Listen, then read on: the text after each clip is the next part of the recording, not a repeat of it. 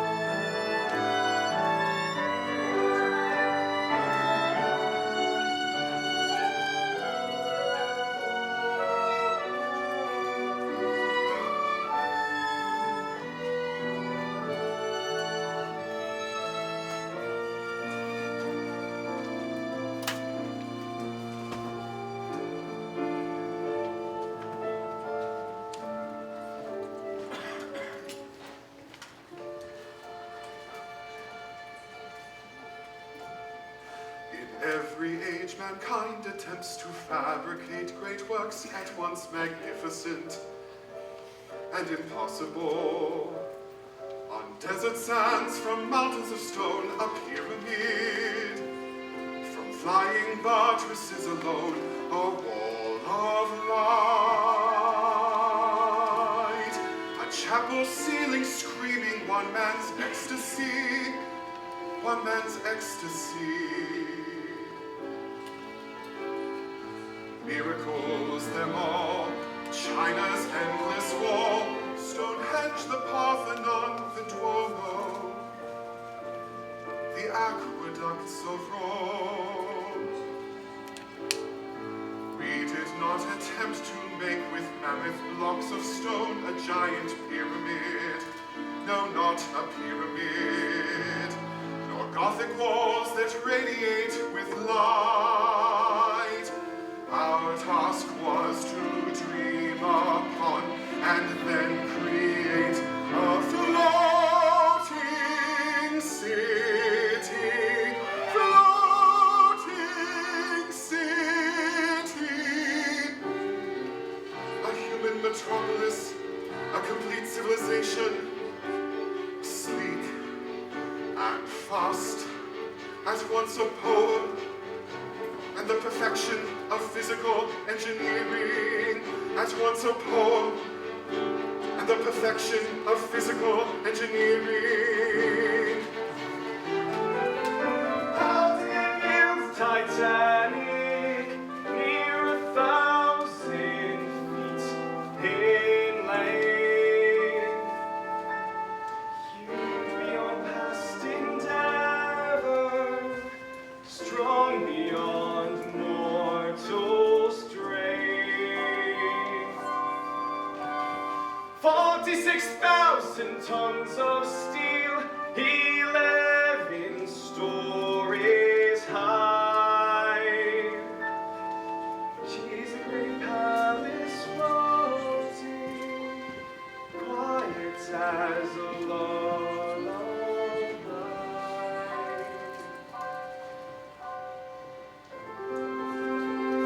Fairly well, my darling, I'll be back before a fortnight has passed. Fairly well, my darling, I'll be back before a fortnight has Fairly well, my passed. darling, I'll be back before a fortnight has passed. Merritt, stoker of the Baltic. Fleet of the Majestic. Harold Ride, wireless operator with Marconi International Marine Radio Telecommunications Company Limited. There she is, towering high, broad and grand, ship of dreams.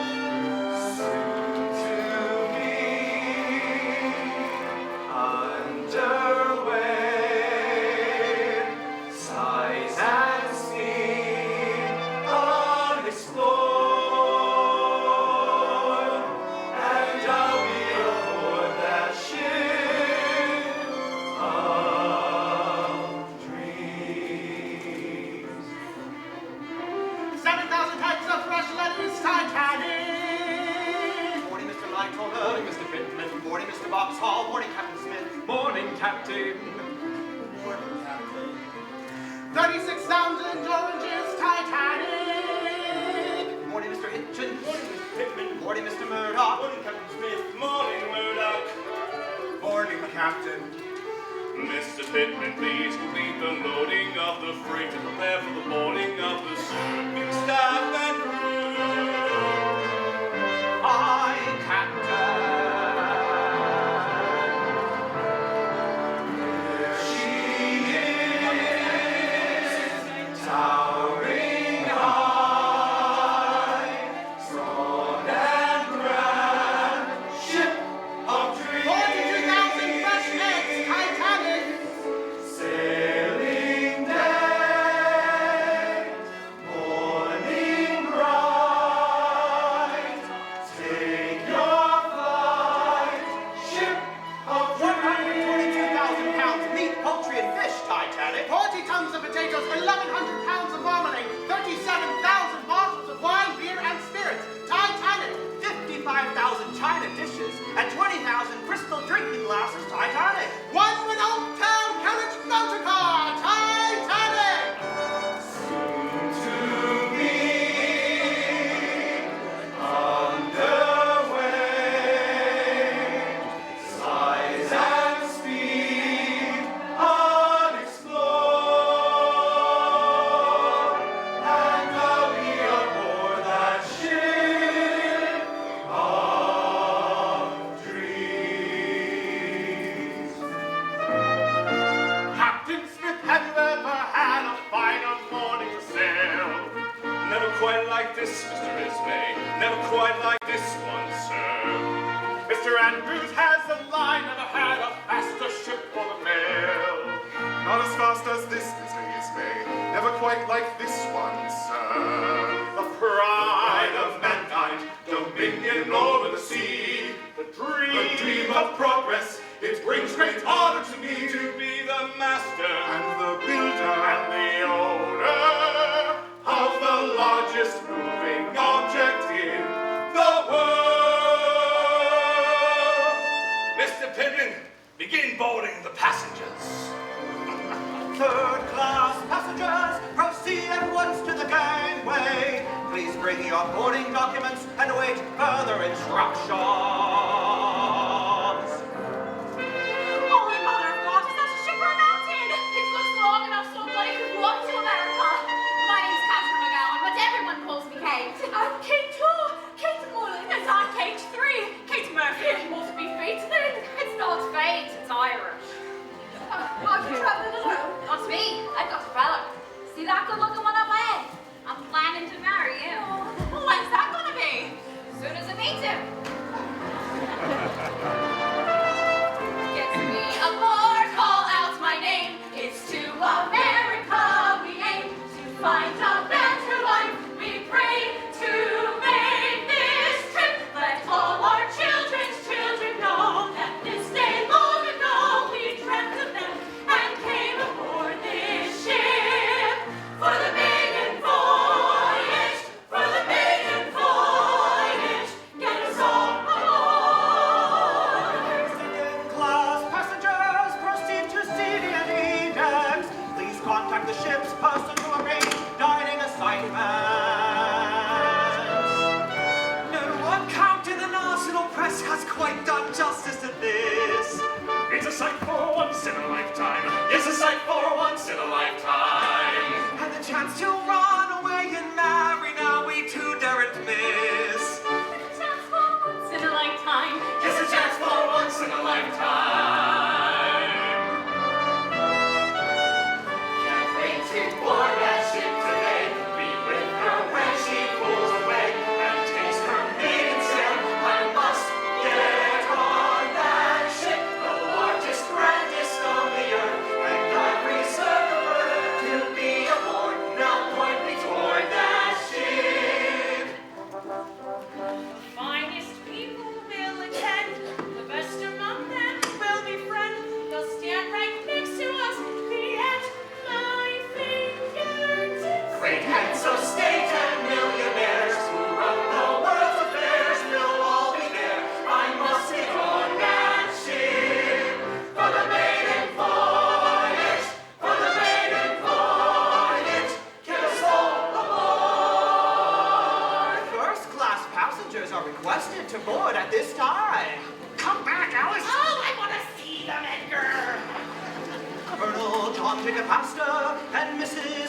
22. Arriving now from the boat train, direct from Waterloo Station, may proceed to the bar suite A62. Her name is Madeleine. She's John Jacob Astor's second wife. She's only 19 years old, and now she's married to a prominent man with over 150 million and 29 years her senior. They've only been married 7 months. She's already 7 months pregnant. And the scandal was such that they ran away to Europe to avoid the publicity. Avoid the publicity! Mr. and Mrs. Isidore Strauss may proceed to bar suite B55. Aren't they modest? You'd never think by looking at them that he and his brother owned Macy's department store. Oh, Macy's department store! Outright! And he was close advised to the president, Grover Cleveland, and served in the House of Representatives 2 full terms. And that's his wife of 40 years, named Ida Sad. She hasn't been well. So the 2 of them have been wintering on the French Riviera. French Riviera. Mr. Benjamin Guggenheim and party will find his customary suite on A deck. Makes his money by smoking gold, spends it like water. $4,500 for the Louis Couture suite, so he can live in luxurious sin with his latest mistress. And they call that justice. They call that justice. Mr. and Mrs. George Weiner may proceed to promenade suite B51. He's the richest man in Philadelphia. Mr. and Mrs. John B. Thayer family, promenade suite B58. Vice President of the Pennsylvania Railroad. Mrs. Charlotte Drake Cardoza suite B54.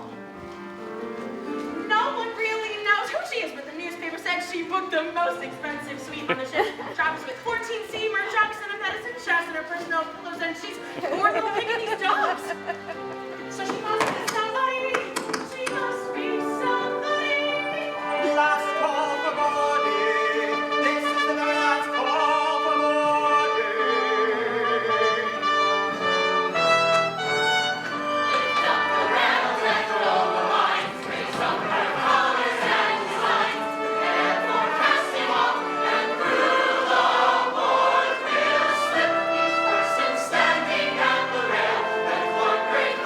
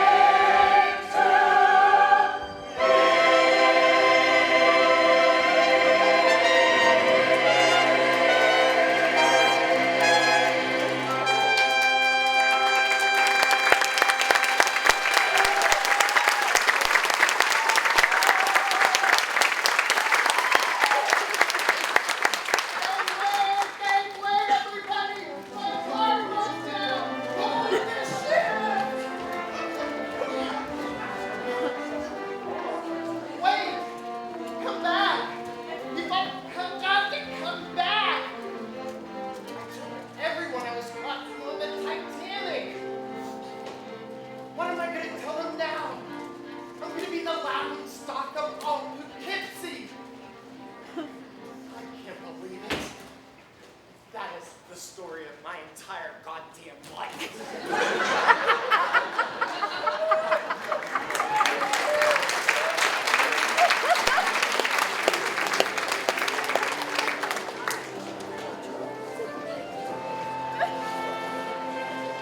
We've cleared both rocks. Thank you, Mr. Murdoch. What's our present course? West by north, 281 degrees, sir. Steady as she goes, quartermaster. Aye, Captain. Mr. Lytle, what's our present speed? 19 knots, sir. Maintain 19 knots. Maintain 19 knots. Aye, aye, sir. Engine room, maintain 19 knots. 68 revolutions of the wing propellers. Thank you, Mr. Bell.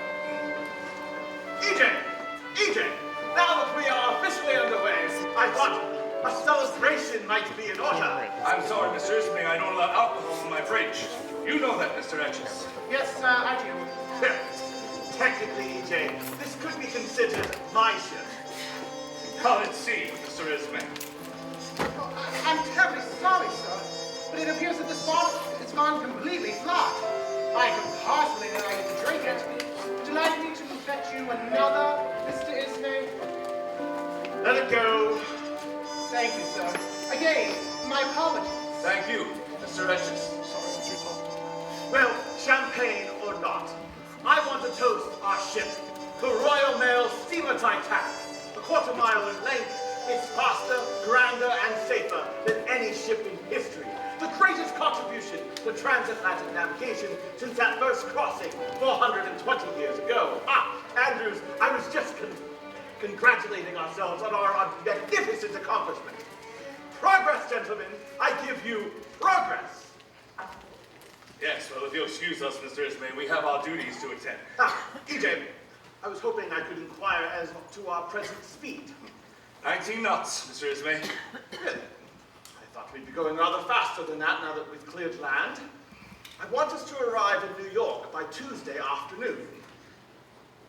Mr. Andrews, I understand that a speed of 22 knots will be required to make a 6-day crossing. Is Titanic capable of such speed? Don't look at him. You're the one who built the damn thing. Is Titanic capable of 22 knots? Capable? Yes, sir, I'm sure we are. Possibly a bit more if pushed. 23, perhaps, but Excellent. I'm very glad to hear it. But it is customary for a maiden voyage to proceed prudently. It is the maiden voyage that creates news, damn it. And I intend for this one to create a legend. So tell me, Andrews, when can we expect to run at full capacity? When the captain orders it, sir. Well, then we must persuade him to do so, mustn't we? In a point of fact, Mr. Ismay, I was just about to give the order when you walked in the bridge. Mr. Murdoch, increase speed to 20 knots. 20 knots. Aye, aye, sir. Engine room, give us 71 revolutions of the wing propeller. Thank you. 20 knots. Well, it is a start, I suppose. Carry on, gentlemen. Oh, watch your compass, Mr. Hitchens, you're drifting off course. I don't think so. Don't argue with me, man. If I say you're off course, then your buddy went off course.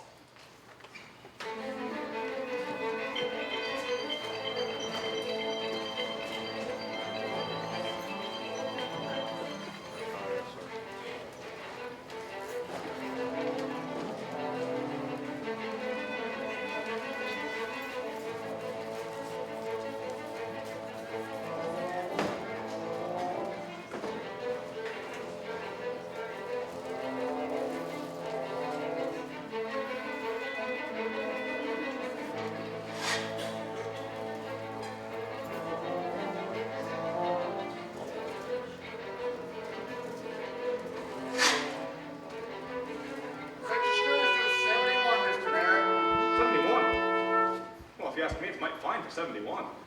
Captain's orders, Mr. Merrick, unless you have an objection, that is. It's his ship, isn't it? 71 it shall be, but I'll speak plain, Mr. Bell. If this were my ship, I wouldn't recommend her speed be increased too quick. Do as you're told,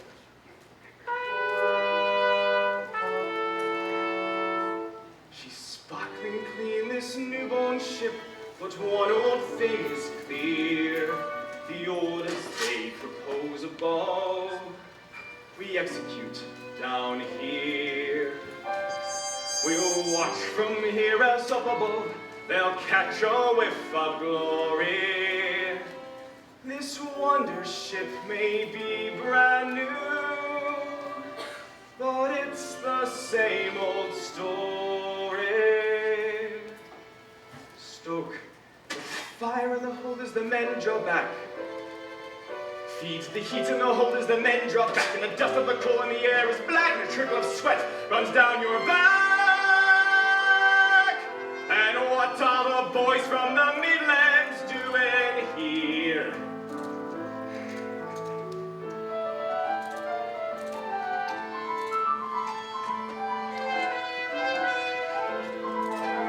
Coal it is that makes the steam that runs the machines around the world, that sends the men below the ground to mine the coal each day. From Leicestershire and Nottingham, us lads who works down in the pit, knew if you got above the ground, you'd save your soul somewhere.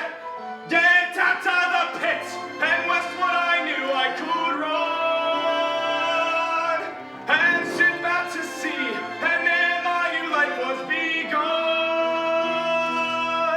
And the screws are turning at 71, became my dream to go off to sea. Farther out from the mines you couldn't be, but born to the coal, there's no place for you elsewhere.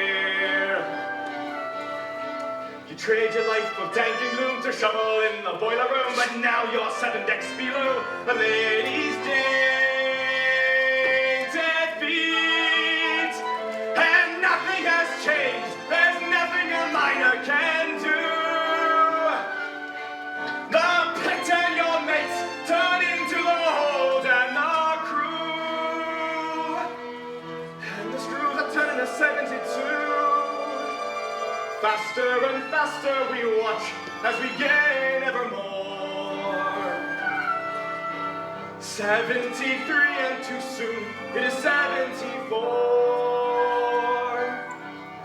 For the record speed I believe we strive, for the minute you left too hard to drive. If we push it faster than 75, that is the truth, I swear.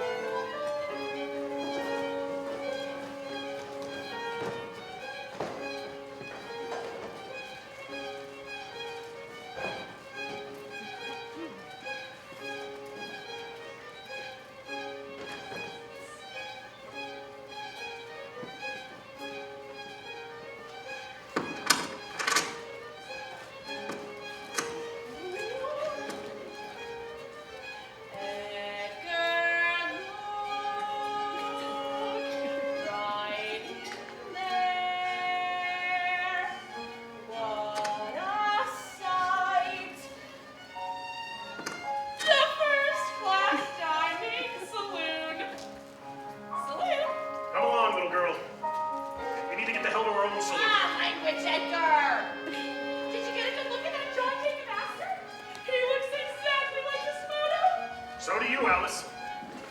Oh, Edgar, this is so exciting!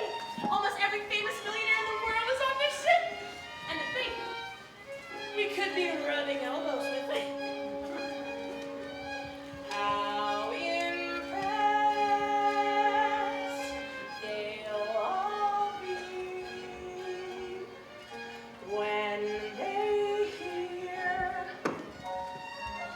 all that you know about hardware. Well, I wouldn't exactly count on rubbing elbows with them, Alice. They won't allow us second-class peasants anywhere near them in there. Well, what's the point of being on a safe boat if we can't up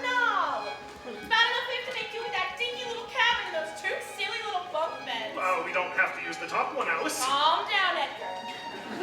I'll tell you what, I'm going in there if it's the last thing I do. I'm going in there. Damn it, Alice. Language, Edgar. They don't want us in there. They want us here. Where we are, that's all we paid for, that's all we get.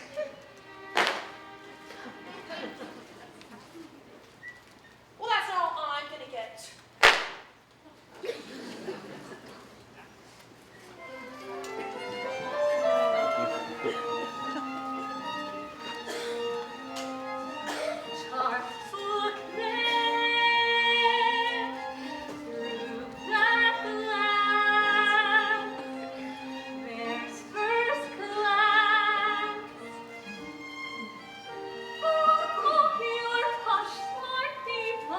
Rich people, you mean?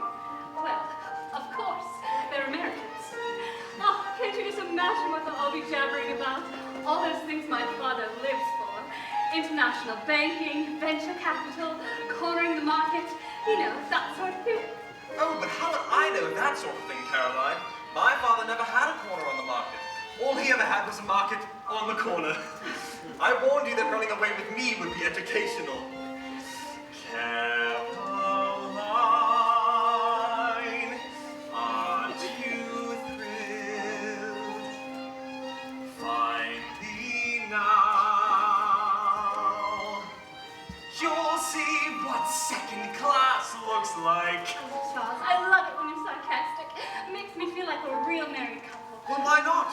That's what we would be if your snob of a father had admitted it. And that's exactly what we will be the minute we arrive in America.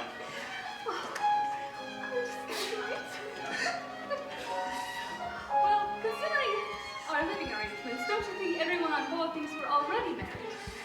But you know we had to make do with what we had, now didn't we? You don't think we'll burn in hell for it, do you?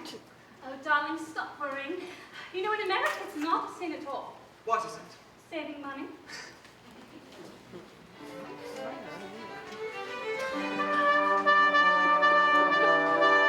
My dear Mr. Latimer, prepare to greet our clientele. Our meeting is imminent.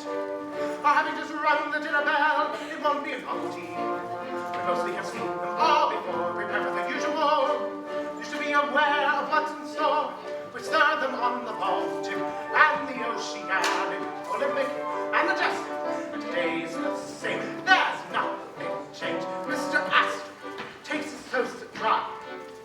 Mr. Strauss likes the grouse with the sauce on the side. And the Wideners love kidney pie. Bring it hot.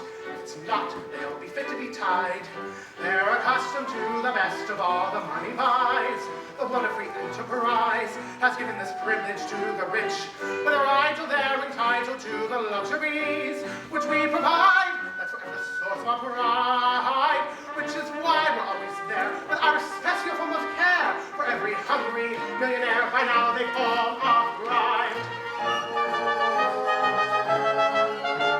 We're sailing aboard the greatest ship that ever sailed the sea. The hull and the keel imperviously stronger by degrees. And give us a Christmas journey, what packages all the floors.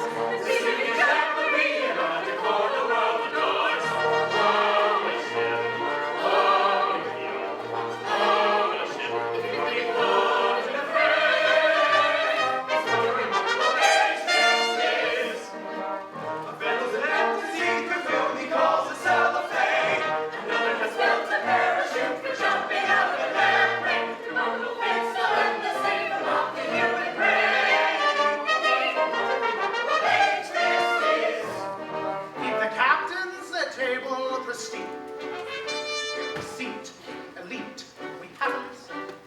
Here they dine on fine French cuisine. It's the creme de la creme, it's exclusively served.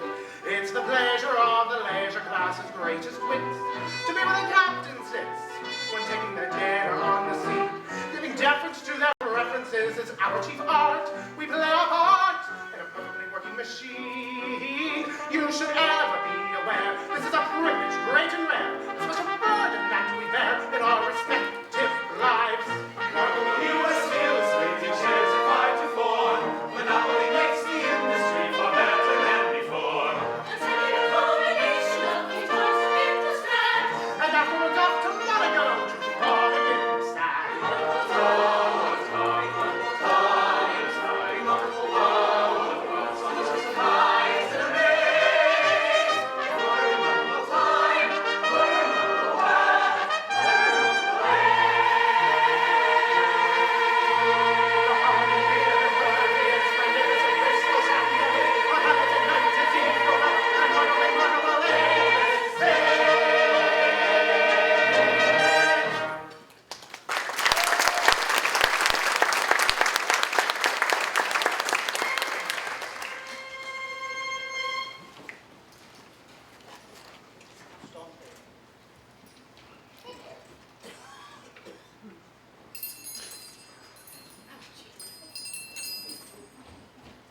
dinner seating for Thursday, April 11th is now being served in the first-class dining saloon. Never forget my last tour of India during the Iraq campaign in '97. Don't be able to cut back when 8,000 trees got assassinated. EJ, have you ever had so many distinguished Americans in your charge? I trust you know most of them, and of course, everyone knows the Major. Of course. Welcome aboard, Mr. Guggenheim. You're becoming quite a regular on the Atlantic run. Pointing back, Captain. This is my 34th crossing. EJ, I was wondering if you could inquire as to day's mileage. 484, Mr. Ismay. And are you satisfied with that? Yes, I am. It's better than I expected. Not first day. Excellent, and I assume tomorrow will be even better.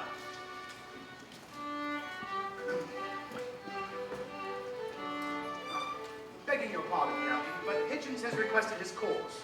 Mr. Murdoch, increase speed to 21 knots. And have Mr. Hitchens set his course west-northwest 292 degrees. Well, that's the northern track, sir. Yes, I'm well aware, but it'll save us both coal and time. At least 3 hours. Oh, well done, EJ.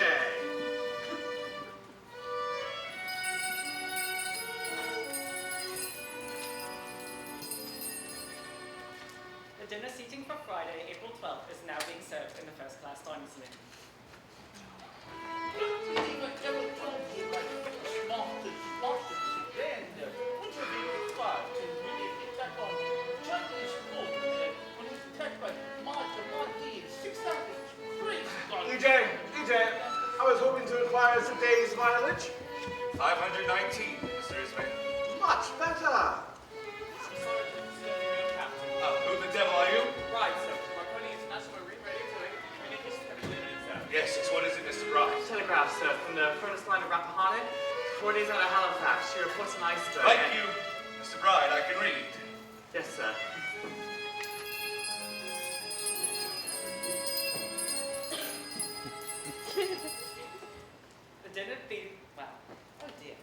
The dinner seating for Saturday, April 13th, is now being served in the first-class dining saloon. the greatest moment of my career came in Part 2 under the kitchen in Johannesburg. We were attacked without warning by countless hordes of trees. Mrs. Astor, I understand this is your first trip to Europe. But not her last, Mrs. Widener. Certainly not her last. Oh, and how did you find Paris, Mrs. Astor? Oh, well, thank goodness I didn't have to take you right where it was. Excuse me, Captain. Yes, Mr. Lighthall. Have you any instructions, sir, regarding our present speed? Yes, maintain 21 knots. 21 knots. Yes, sir? EJ, come. I promised these gentlemen to have them in New York by Tuesday nightfall. At this rate, we'll never make it. I'm afraid that's too soon for either of us to say. Mr. Ismay, if you'll please excuse me, continue with your dinner. Oh, must you leave us so soon, Captain? Fortunately, this day, your duties on the bridge, though not quite as pleasant as sitting here with you attractive ladies, do require my attention. If you'll please excuse me. Remarkable man, our Captain Smith. Remarkable man, our Captain Smith. Remarkable man, our Captain Smith. Remarkable man, our Captain Smith. Remarkable man, our Captain Smith.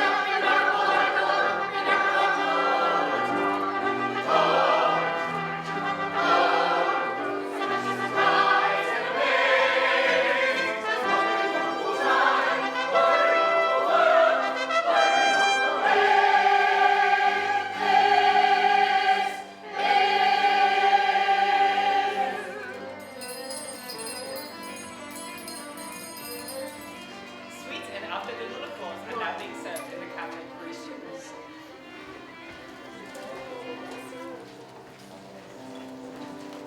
What's our position, Mr. Murdoch? Latitude 4535 north, longitude 4550 west, sir. And the sea temperature, Mr. Lighthall. Last check down 4 degrees to 34 degrees Fahrenheit, sir. Another communication, Captain. Ice warning from the Caronian. Another one. It seems they've sighted a large berg, 4150 north by 4952 west. We'll plot that position with the other reports we received. It's directly on our new course, sir. Not to worry. At least 600 miles off. still. Not to worry, we'll keep a sharp watch out there. And Mr. Murdoch, increase speed to 22 knots. 22 knots? Yes, we must do everything we can to keep Mr. Ismay from coming to the bridge again. Yes, sir. Engine room, increase steam. Give us 78 revolutions of the wing propeller. Thank you. If I remember correctly, Mr. Murdoch, you qualified for your master's papers at the age of 25. That's the youngest in the line's history. But here you are without a ship of your own. What are you waiting for, Mr. Murdoch? Well, the position of a ship's master is a heavy responsibility, Captain. Every single minute. I'm just not sure I'm up to it. Our ship's master must be certain of everything, even when he's not. And I'm as certain as that, just as I'm sure that this is my final crossing. Captain. Yes, after 43 years, I finally wished to announce my retirement. But the line asked me to stay on for the maiden voyage. My wife was disappointed, of course, but how could I refuse? Take over, Mr. Murdoch.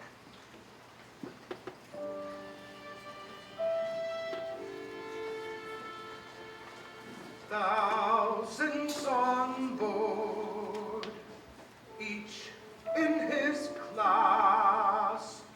You are the master of all that must pass. Yours to set course, yours to command. You hold their souls in the palm of your hand. You hold their souls in the palm of your hand.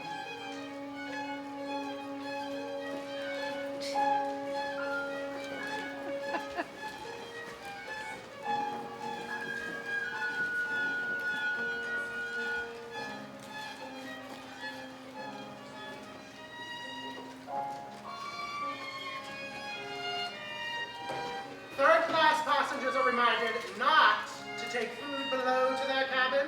What's the reason for that then? It encourages the rats. Oh, they got rats on a brand new ship.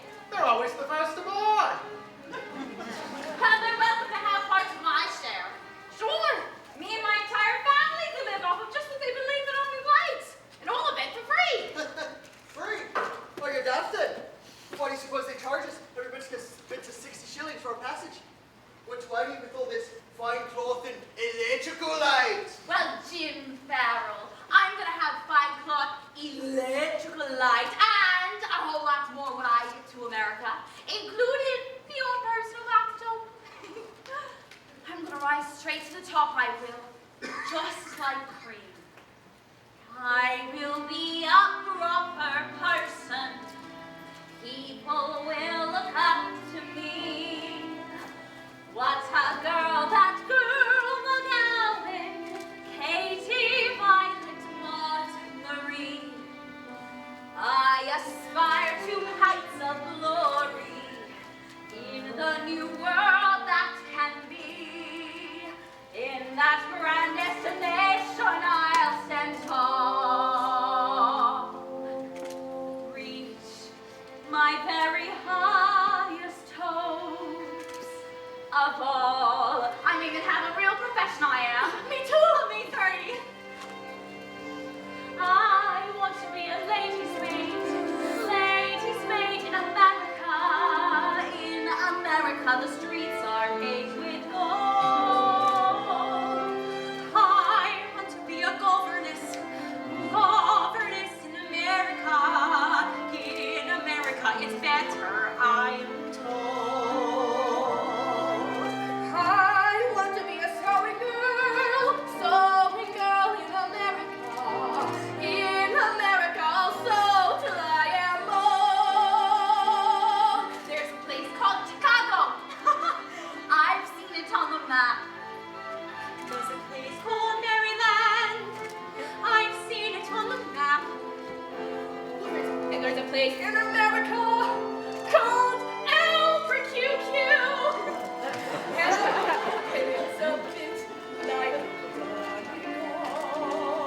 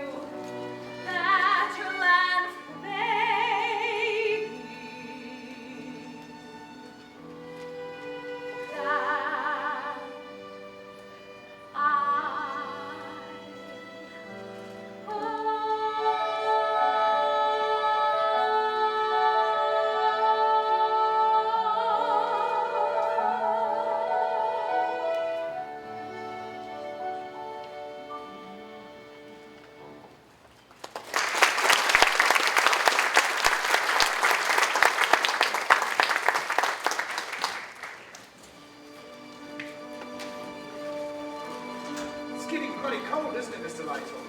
Yes, it feels more like February than April. Ah, Andrews, there you are. I've been looking for you everywhere. I wanted to get your opinion as to how you think the crossing is going so far. Not as well as I'd hoped, Mr. Ismay. We've got a few problems. Really? Such as what? I'm disappointed in the water pressure for the upper decks, and the kitchen staff are complaining that their sleeping quarters are overheated. There's gratitude for you. In my father's day, the kitchen staff were lucky to have heat at all. Tell me, Andrews, are you satisfied with our present speed? I think so, sir. I don't mind telling you that I'm not satisfied at all. The weather is fair, the sea is calm. Why aren't we going faster? We're doing 22 knots, Mr. Ismay. That's better than any White Star ship's ever managed. Tell me, Andrews, you boys at Harland and Wolff built the Canard ships as well. Was Titanic intentionally designed to go slower? I really must protest the implication, Mr. Ismay. When your father ran the line, he demanded comfort and safty before speed. Cunard may get their passengers there a little faster, yes, but White Star gives them a far better ride. Well, Andrews, it's a brand new world. People would sacrifice comfort for speed any day. Americans would sooner throw their dinner over the rail if it meant arriving in New York one day sooner. Mr. Ismay, is there something you wanted, sir? Yes, EJ, I was hoping you could tell me with any certainty whether we shall arrive in New York by Tuesday afternoon. I can only say it's possible. Possible, but it is imperative, damn it. Titanic must be known as a 6-day ship. Even the bloody Krauts can do it. And if second-rate tubs like Deutschland and Kaiser Wilhelm can do it in a fortnight, then so by God shall we! I'm sure we will do everything we can, Mr. Ismay. Well, I suppose that's all one can ask, isn't it?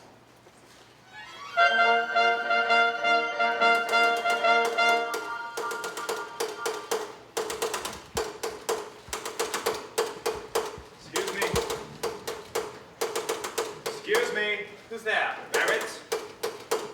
Barrett? The stoker. I remember.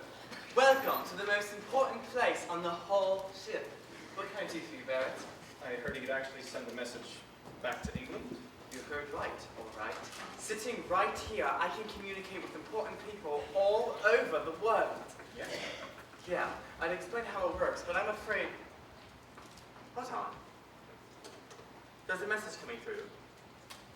Iceberg warning. From the Baltic. That's your old ship. Yeah. Yeah, well, as you can see, Barrett, I'm awfully busy, so what is it that you wanted? Shouldn't the captain know about that iceberg? Don't worry, I've already sent him half a dozen messages just like it. If you ask me, they don't know what the bloody hell they are doing up there. Excuse my French. It's like we say in the telegraphy business, you can't be a radio operator and remain a Christian. So, how much would it actually cost to send a message back to England? Sort of a romantic message. Well, romantic or not, the minimum rate is £2 £4. £2 bloody quid? That's twice what they pay me to America and back. Well, I could give you a professional discount. Yeah? And what'd that cost? Nothing. You'll never know the difference. It's not very much. Must be sort of a romantic person yourself, then. No, not me. Telegraphy and romance don't mix. See, how can you communicate with only one person when you've got the entire world trying to talk to you? I'll need her name and address. Darlene Watkins, Bilsthorpe, Nottinghamshire. Darlene Watkins, Bilsthorpe, Nottinghamshire. So what's the rest of it? I don't know. It has to be just the right thing. Darlene's sort of funny, you see. She said if I wouldn't treat her right, she knew someone who would. And I'm not due back in England for 2 weeks yet, so I might as well ride out with it. I'll be coming back to you, darling. Back to your dark eyes and hair. Marry me return, darling. And until that day, my love, take care. Be thee well. May the Lord who watches watch over thee.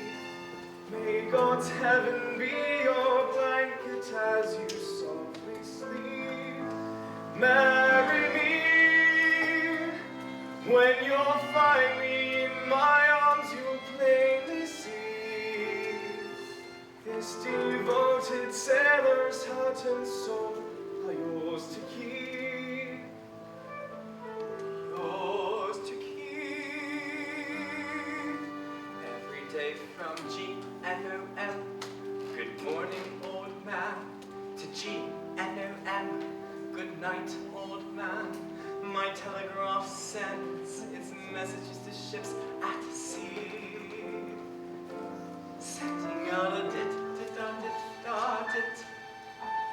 Dit-dit-da-dit-da-dit. Dit-dit-da-dit-da-dit.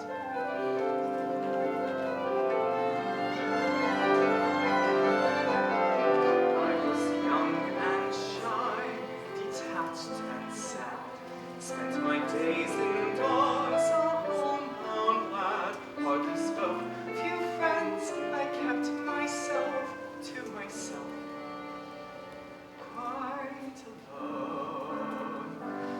Then I found Marconi's telegraph.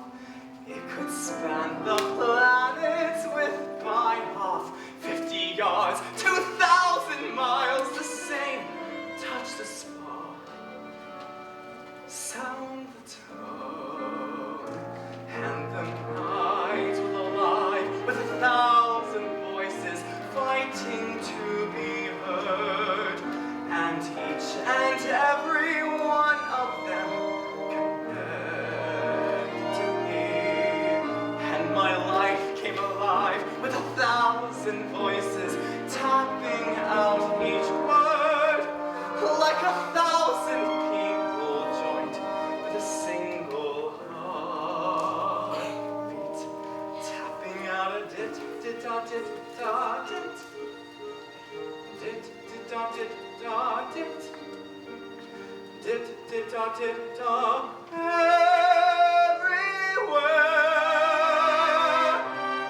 Marry me, so alive with 1,000 voices. Lord who watches watch over thee, and every one of them connected to thee. Marry me, so alive with 1,000 voices. May God's heaven be your blanket as you sleep. Those people joined with a single heartbeat, tapping out a dit-dit-da-dit-da-dit. Marry me, dit-dit-da-dit-da-dit. Marry me, dit-da-dit-da. Signed, Fred.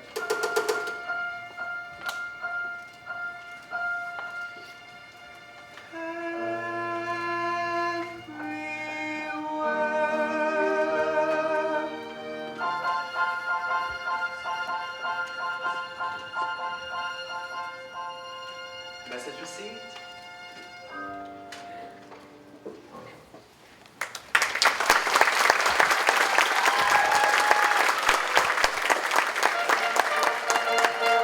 Ladies and gentlemen, after Sunday's service, we'd like to welcome the first class passengers to the boat deck, where Mr. Wallace Hartley and his ensemble will be playing Out of Doors, the all entertainment. And now we conclude today's service with hymn number 27, God Lift Us Up.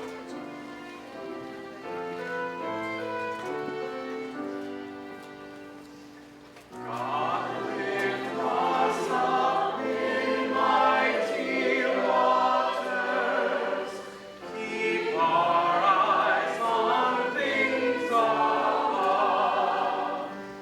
Righteousness, divine atonement, peace and ever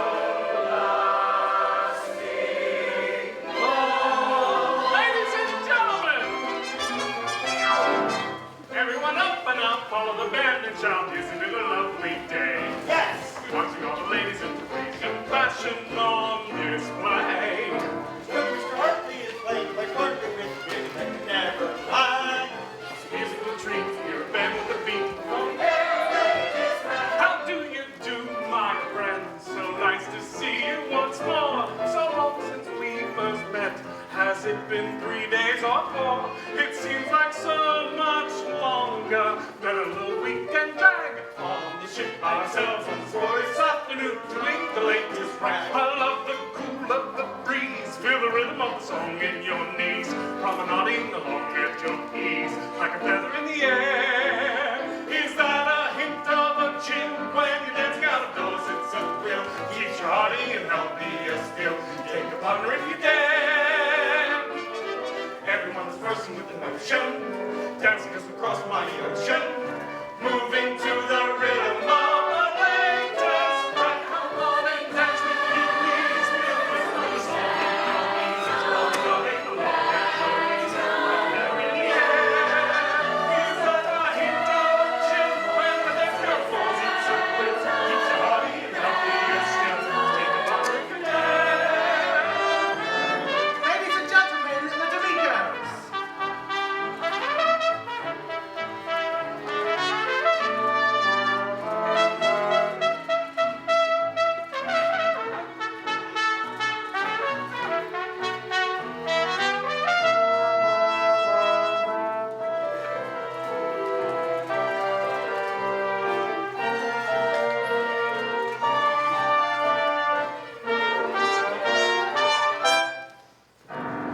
Out on the well deck, ship's personnel deck, feel all the ocean's break. Jump on the upper hotel deck, cold water swell deck, wait for your déjeuner. Turn the corner on the port parallel deck, pull up the rest passé. Now the band is becking, this ragtime setting will take you away. Everyone up and out, nobody like it out, let the darkest clear its mind. Strolling with the orchestra beside you, playing for time. We've got a fella who's better on shallow than any other ship can brag.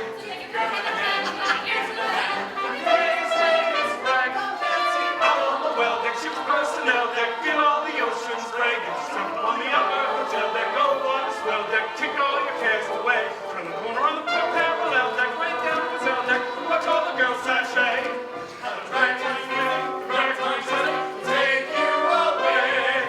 Dance with me, please, feel the rhythm of the song in your knees, promenading along at your knees, like a feather in the air. Is that a hint of a chill when the dance girl goes? It's a thrill, keeps your hearty and healthy still. Take a partner if you dare. Everyone is thirsty with emotion, dancing as we cross the mighty ocean. Absolutely, absolutely great to dance a latest rag.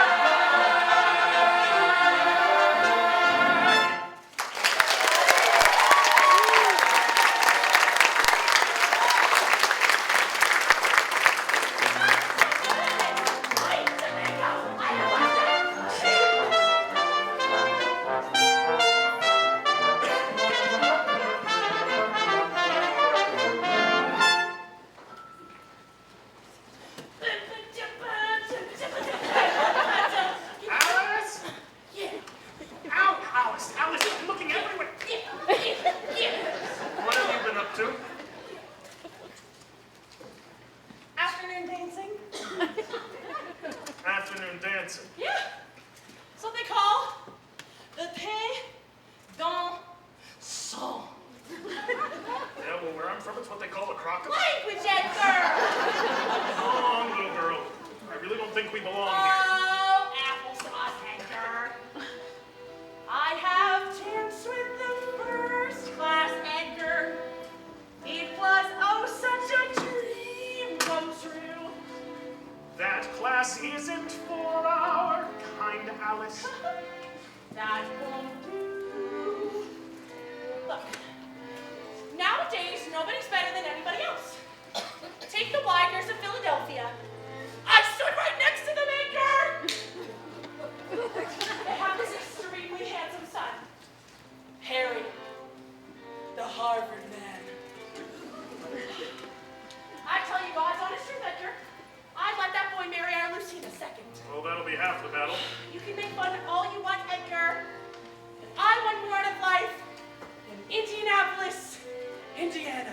why I arranged this trip for you, Alice, to show you the world. I don't want to see the world, Edgar.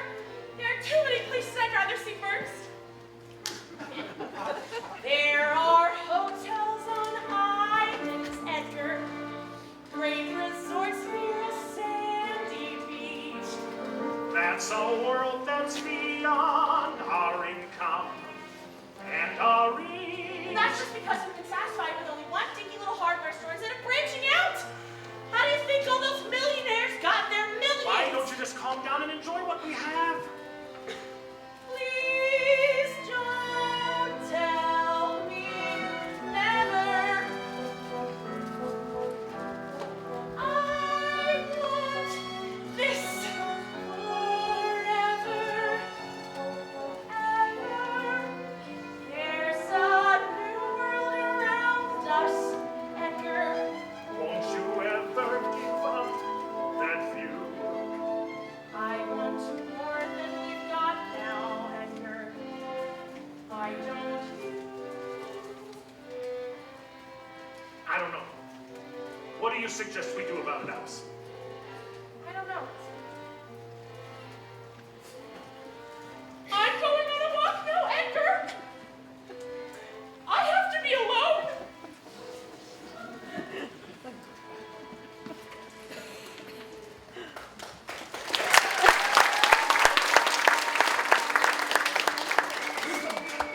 Three bells, Mr. Murdoch. Thank you, Mr. Lightoller. Hold your course, Quartermaster. West-northwest 292 degrees. Aye, sir. Northwest-north 292 degrees. Mr. Murdoch, what's our present speed? 22 knots, steady, sir. Have there been any reports of mechanical difficulties since reaching that speed? No, sir, none at all. Very good. Increase speed to 23 knots. Captain, there's been another ice warning, sir. Masaba reports a large berg at 42 degrees north. 42. But that's in complete agreement with all the other reports we've received. Except for this one from the Friendship La Terrain. 41 degrees. Well, that puts us a great deal closer, doesn't it? How do you explain the difference? Maybe it was an error in transmission, sir. Ah, the radio. I'll never accept the damn thing. I'm afraid it's here to stay, sir. Which means we'll all be taking our orders from safe little dry offices on shore. It's a whole new world, sir. Thank God I won't be around to see it. 23 knots, Mr. Murdoch. 23 knots. Aye, aye, sir. Engine room, increase speed. Give us 81 revolutions of the wing propeller. Thank you.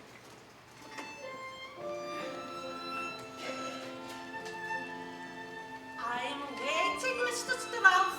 For what? For the reason you sent our son Jesse a radio message. He and his cousin Nick want to make Macy's the largest retail department store in the world. They even want to give away catalogs, just like Sears and Roebuck's. It's crazy. Well, what did you tell them? To go ahead. It's a brave new world, Mrs. Strauss. I don't pretend to understand it.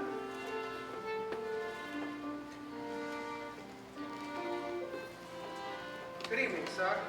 Henry Etches, first-class steward. Good evening. Edgar Bean, second-class passenger. Bean. I know that name. You must have run into my wife. She likes dancing with the millionaires. Ah, yes, quite so. My condolences. It's a form of frequency in your eye, Kate. Which place is it? America or Ireland? You must know I was thinking about a friend of mine, dear friend. Seems she left home because she made a mistake. A mistake she might get rid of. She should have been more careful.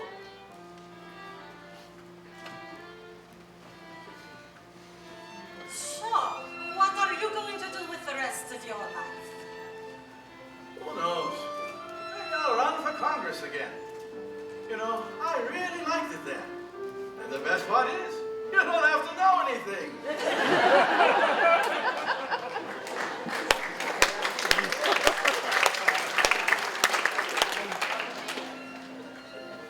It seems she wants more out of life than I can give her. Isn't that always the way, sir? I had a wife once. What happened? Nothing. I still have her.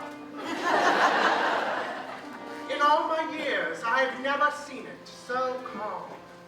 Is it my imagination, or are we going faster than ever before? Your friend were here and said to me, Jim. What would you say to her?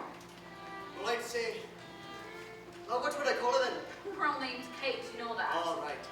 So I'd say, Kate, do you know who the father is? What a sad question! What kind of girl do you take her for? A team of fit to go with her. Decent work, be hard to find. He probably didn't want to leave his job. Or his wife. So tell me, Jim Farrell, you have for a girl who already has a little bit of family.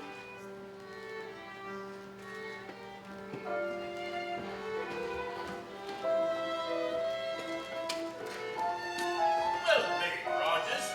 Astor, that'll cost us something. It's your deal, Major. Mr. Rogers, your reputation as a flying bridge player is well earned. You play an excellent game. Thank you, sir.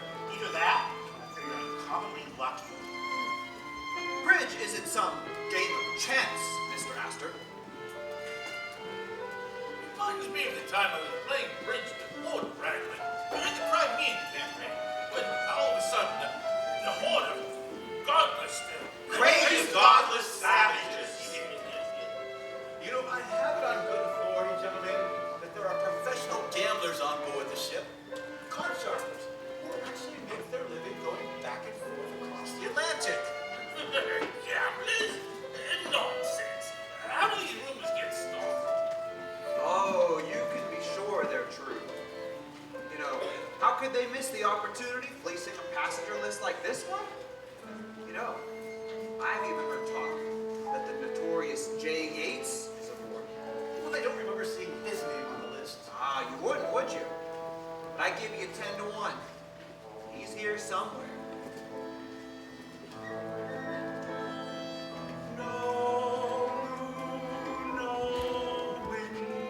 Nothing to spy things by.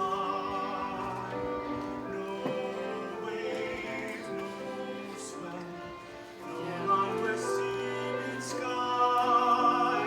Stillness, darkness, can't see a thing, says I. No reflection, not a shadow, not a glint of light meets the eye. We go sailing, sailing, ever westward on the sea. We go sailing, sailing, ever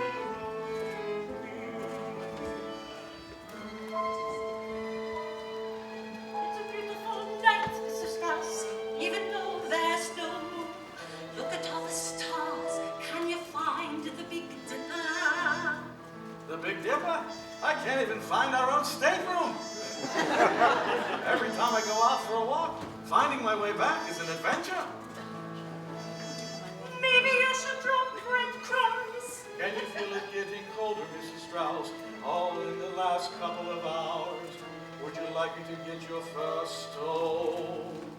What? And maybe never see you again? No, thank you. I'd rather freeze. Are you cold and Not now that you've got your arm around me. But I don't, Oh, you're a funny one. Funny. Thanks very much. You come right out with what you want. And you find that funny, do ya? What kind of girl do you think I am? You think I need to be told what I want? Life's too short for that, be boy on. The weather's quite changed, Mr. Lightoller. Yes, sir, it's turned very cold. Only 1 point above freezing. Ocean temperature is down to 31 degrees, Captain. On the continent to check our supply of fresh water, Mr. Bennett. And have the engine room watch the steam winches. Aye, aye, sir. There's not much wind, is there? No, sir, it appears to be a flat calm. And we go sailing. See how long it is through this polished glass. sight in the air on the open sea, smoothest polished glass ever on the wing. Good night, gentlemen. I'll be just inside, keeping a sharp watch out with the naked eye. That's something we can depend on. Good night, sir. Good night. Crow's Nest. This is the bridge. Keep your eyes peeled for ice. Charles, think. In 2 days, America. What's the first thing you're going to do when you get there, darling? After marrying me, of course. Apply to the sports desk of an important New York newspaper. I'm sure they could use a journalist with my experience. But you don't know anything about American sports, though, do you, darling? Oh, it's not so terribly complicated, you see. Their football is similar to our rugger, except for some reason their chaps need to wear a great deal of padding. Well, they sound like an eminently sensible race. Let us both hope so. That's why we're going there.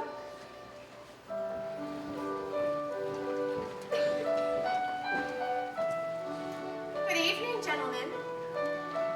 Madam, this is the smoke room. So I see. Women are never permitted in the first-class smoke room, madam. Don't look so shocked, gentlemen. It's a new world out there.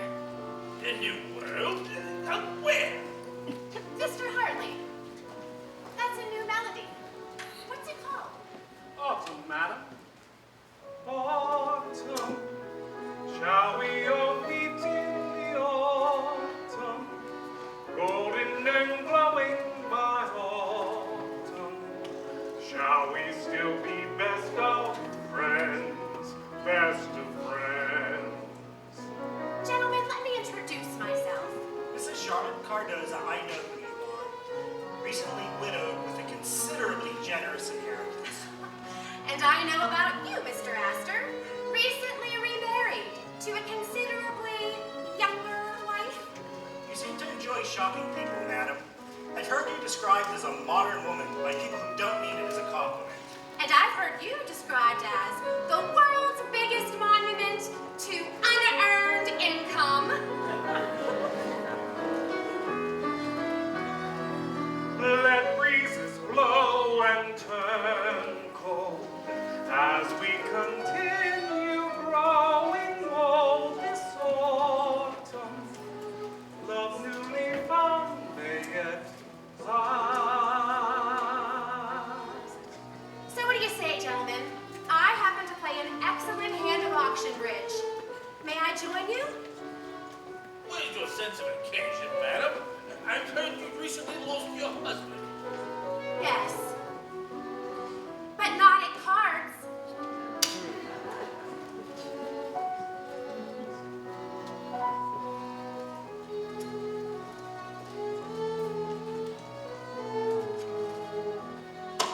And another thing. Would you mind putting out those dreadful cigars? So, Kate, what did modest things you gonna say to me next then? Well, I'm going to say, Jim Farrell, will you marry me? For the love of God, Kate, I know it's the new world we're going to. We haven't got there yet. Won't you leave anything for the man to say? He can say yes. We're going to need each other when we get there, big boy Owen. Baby's going to need a dad, so we better settle it right now. You say yes. Well, might as well. Chances are you wouldn't take a no anyway. So, Kate, aren't you gonna throw me down and kiss me?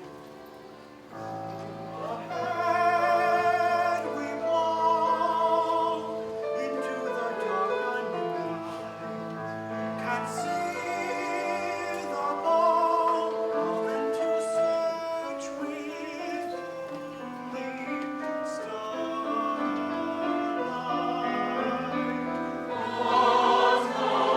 Shall we all meet in the autumn?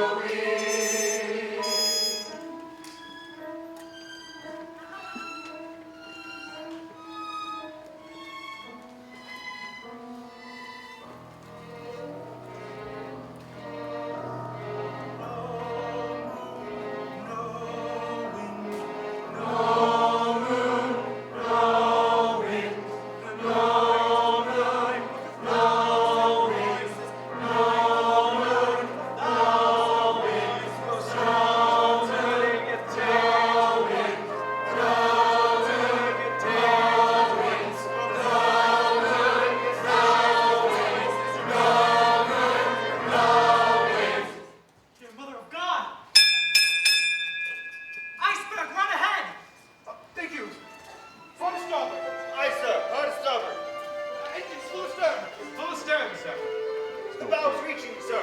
2 degrees to port. The distance, Mr. Fleet. A quarter mile, maybe a little less. 9 degrees. 10. 11. A full point. Turn. Turn! Jesus, Mary and Joseph, look at the size of it. It looks like the bloody Rock of Gibraltar.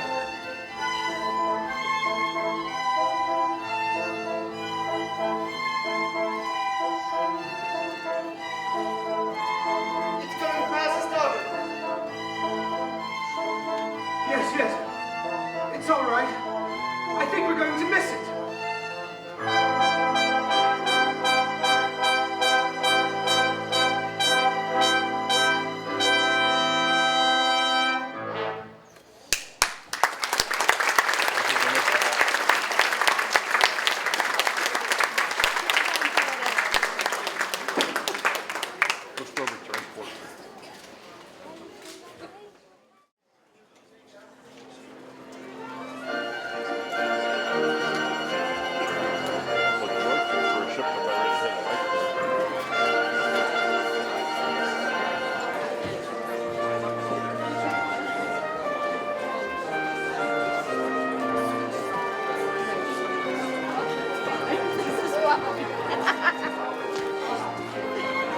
One of the world's first fine. That's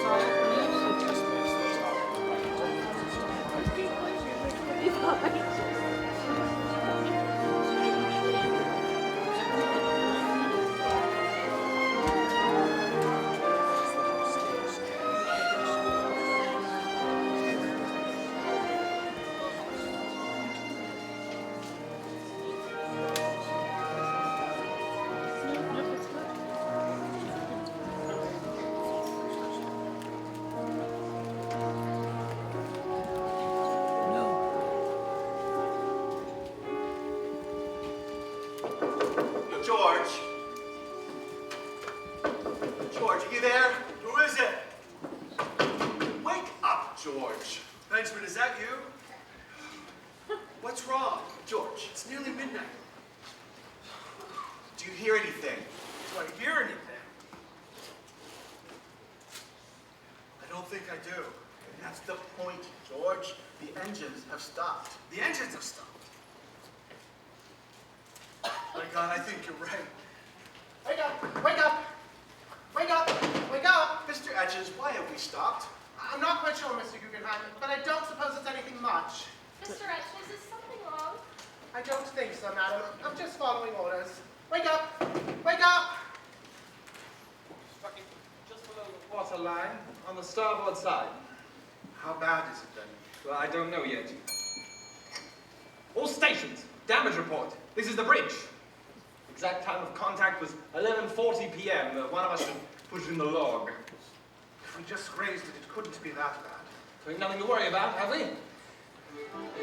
Report, Murdoch. We've struck an iceberg, sir. Not sure just yet as to the extent of the damage, but I've taken the liberty of rousing the passengers. Why won't they up on deck and in life preservers? At the very least, we could use a drill. We haven't had one yet, have we? Wake up, wake up, wake up, wake up, wake up. Wake up, wake up, wake up, wake up, wake up. Wake up, wake up, wake up, wake up, wake up. Wake up, wake up, wake up, wake up, wake up. First class passengers, proceed at once to the starboard. Please grab your life preservers and wait for further instructions.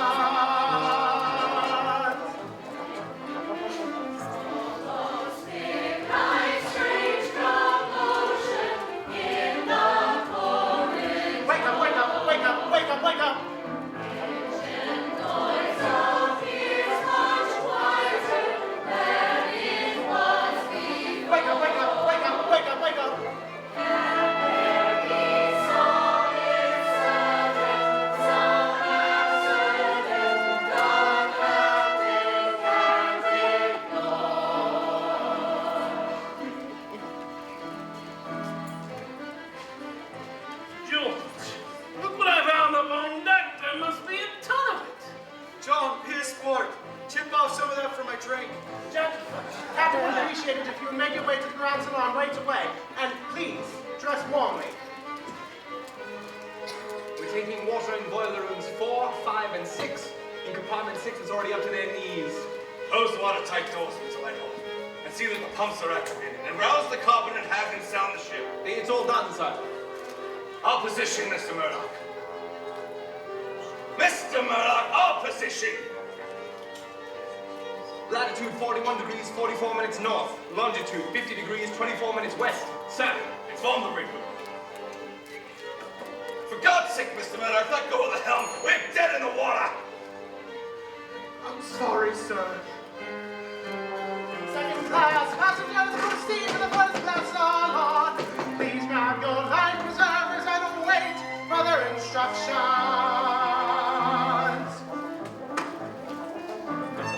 Do you know? It's in the ship is stopping. Have you heard? Do you know? I think you've heard a rumor. An impact, slight impact. I think you've heard a rumor. What's happened? Do you know? It's in your ship is stopping. Get up now, get yourself with all your warmest luggage. What's happened? Do you know? It seems the ship is stopping. A rumor. I think you've heard a rumor. An impact, slight impact. I think the ship is stopping. Can there be something sudden?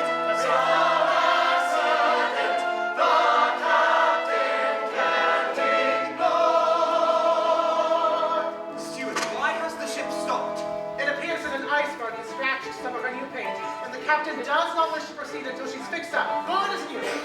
I think I'll go back to cabin and finish my book. I'm afraid you'll have to make your way to the first class Grand Salon right away, madam. Captain's orders. Come along, Alice. Here's your chance to mingle with the swells. Grab your life preservers. There's no time to lose. I can't go up looking like this. I've got to fix my face. The ship will be fixed before that, Alice. EJ, why were we stopped? I demand an immediate explanation. We struck an iceberg, Mr. Eastman. Well, that was pretty damn careless, wasn't it? We're trying to assess the damage. Damage? What damage? We're taking on water in the boiler room. But we've closed the emergency doors, and I'm quite certain we have everything under control. Well, I'm sure you'll have us underway as soon as possible. Mr. Andrews is making a complete inspection. And if you'll just be patient, sir, you'll have the report the moment it's available. In the meantime, Captain, I see no reason to alarm the passengers. Second class passengers, forward and aft to the bow deck. Please grab your life preservers and await further instructions. What is it? What's going on? Well, there was this terrible scraping noise and then we just stopped. What are we supposed to do now? Go down and have a look. You'll wait down here like you're told. What's happened? Do you know? It seems the ship is stopping. Have you heard? Do you know? I think we heard a rumor. An impact, slight impact. I think we heard a rumor. What's happened? Do you know? It seems the ship is stopping. Get up now. Get us now. Put on your warmest clothing. What's happened? Do you know? It seems the ship is stopping. A rumor. A rumor. I think we heard a rumor. An impact, slight impact. It seems the ship is stopping. Can there be something sudden? Son of servant. The captain can't ignore. Yes, Mr. Andrews. There's a series of small gashes below the water line stretching 300 feet along the starboard side. There's water in the forepeak in the number 1, 2, and 3 holds, in the mailroom, and in 3 of the boiler rooms. In all, 6 of her 16 compartments have been breached. But that's quite all right. You assured us those compartments were watertight. She was designed to stay afloat with any 3 flooded, perhaps even 4, but certainly not 6.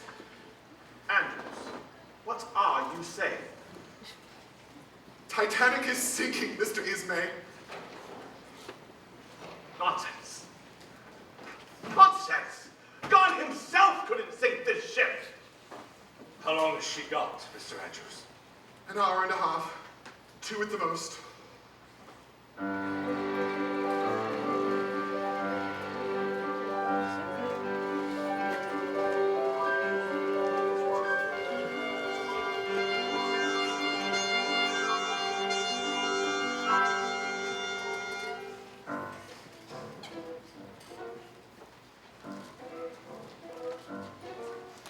Strange and quite disorienting being here, recently awakened from a dream. Lights burn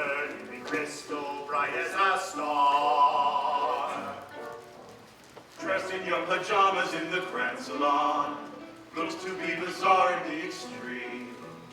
Things will improve if the steward opens the bar. Oh, it's a memory I want to keep. Now I would like to go back to sleep. Dressed in your pajamas in the Grand Salon, wondering if things are what they seem. Can you be sure? Do you ever know where you are? Ladies and gentlemen, the captain would appreciate it if you were all wearing your life preservers. Mr. Etches, over here, Mr. Etches. I'll be right with you, Mr. Astor. Mr. Etches, what the devil's going on here? Give it to me straight, man. Are we in any danger? Danger, Mr. Guggenheim, on this ship. Mr. Astor, please, your life belt. Mr. Guggenheim, please put it on now. Captain's orders. Ladies and gentlemen, wear your life belts. Mrs. Widener, if you would, ma'am. Mr. Thayer, we must insist now. It's a mere formality. There is no cause for concern. We'll be on our way. A minor delay now. A simple precaution. A moment of rest. We'll be on our way. We hardly need stay now. In a moment or two, she'll be right again traveling west. See here, Mr. Etches, I demand to know exactly what's happened. The latest word, sir, seems to be that she has damaged one of the wing propellers, and we could be delayed for an entire day, sir. I don't like the way this sounds. Not a bit, not a bit, not a little bit. We spent £1,800. Not a bit, not a bit, not a little bit. This is not the sort of the voyage we paid for. Can't you imagine know what the ship is delayed for right now? How could this ever have come to pass? Christ! Look who's here, it's the second class. Look, what did I tell you? Everybody who's anybody. You're the only one I don't recognize here. Everything is gorgeous in the Grand Salon. Stunningly important for the career. Thousands of bucks is a trip deluxe without bar. Mr. Castor, please, your life belt. Mr. Guggenheim, please, put it on now. It's a mere formality, there's a star. We'll be on our way. Our sanity, they say now. Take our sweet precautions. From the top, everything's right. We'll be on our way. We hardly need to stay away.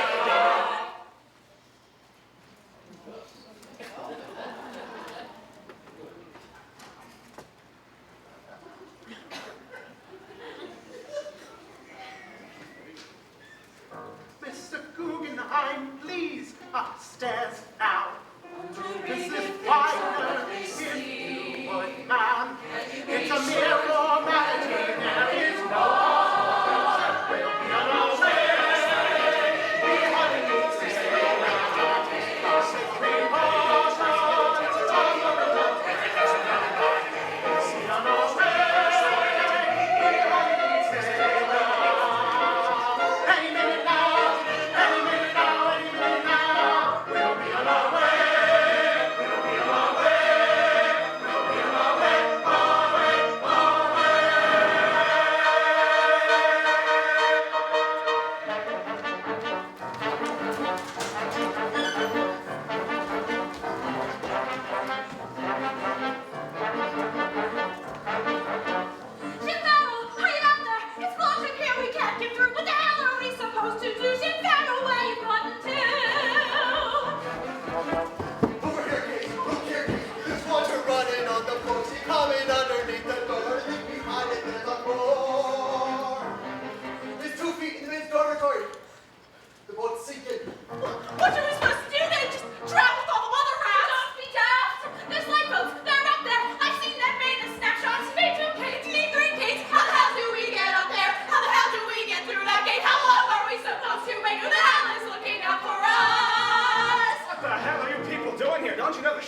way down. Who are you then? Frederick Barrett, I'm the stoker. We've got to get to the lifeboats. Oh, what do you think we're trying to do? We're goners for shore if we can't get to the lifeboats. We've got to find another way, all right? What other way? I never seen no other way. Oh, wait, I know one. I snuck my way to the radio room yesterday. I didn't get caught neither. Well, how could such a terrible thing happen to such a marvelous ship? Oh, some marvelous Oh, ship. shut up before we all drown. You wait and see. We're gonna end up having a swim to America. Oh, God.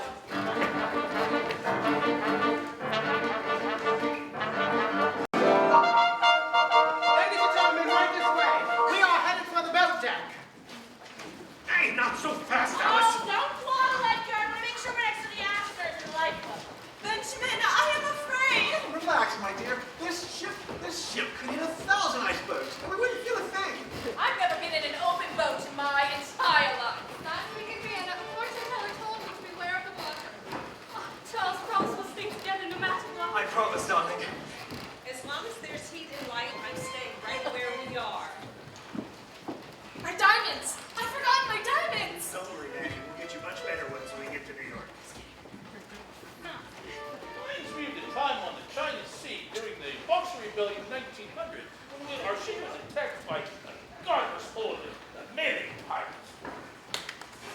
Mrs. Cardozo, if anything happens, please give this message to my sister in Ohio. I'm sure you're going to be all right, Mr. Rogers. Ma'am, I count things. I count cards, and I can count these lifeboats. There aren't enough. I want my sister to know that I was aboard this ship. But your name is on the passenger list, Mr. Rogers. My actual name is J. Yates. The famous card sharper? But I won several $100s from you. Our game was interrupted.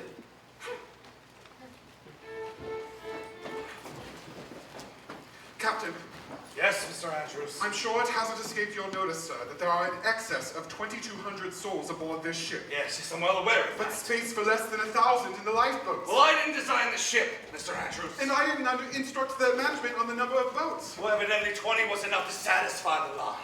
Now, how many will we need to save every man, woman, and child? 54. But the line felt that anything over 20 would take away too much deck space from the first class. And that means that well over half of us are going to die in approximately 90 minutes. Well, not if another ship arrives. Do you know of one? Well, I was just on my way to find out.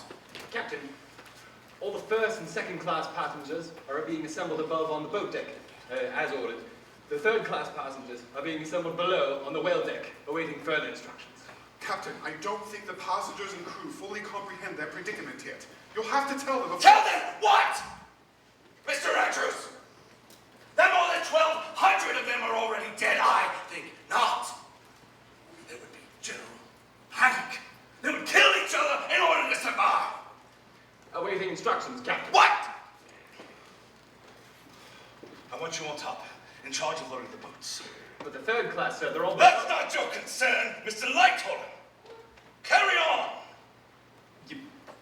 Yes, sir. Are you taking it upon yourself to decide who lives and who dies? I remind you that while you are the captain, you are not hired to play God. Well, then let it be God. Who decides? It would appear that God is already leaning toward the first class. How so? They are closest to the lifeboats, aren't they? Perhaps he'll even the score by sending us another ship.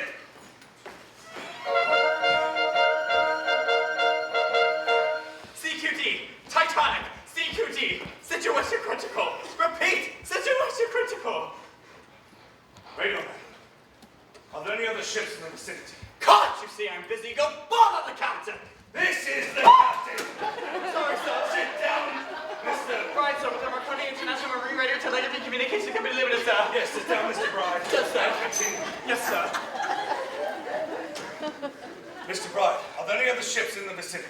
6 or 7, sir. The closest seems to be the Carpathia, a current I liner. know the Carpathia, Mr. Bride. They've acknowledged our CQD at 11:58 p.m. and they said they are turned and they're coming hard. How far is she? 58 miles, sir. That's more than 4 hours. The Carpathia can't be the only ship in the vicinity. There was one other, sir.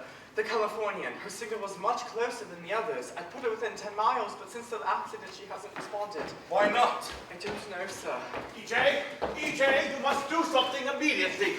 And what do you suggest, Mr. Ismay? We need another ship here. Well, I'm afraid the nearest one is 4 hours away. 4 hours. We'll be at the bottom by then.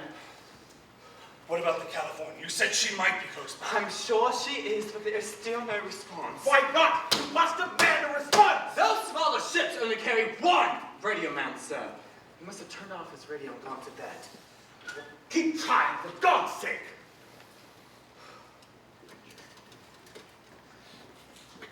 There's a new distress call. SOS. It's much easier to read than CQD, and I thought... Yes, try anything you like, Mr. Bryan. We must rouse that ship. Yes, sir.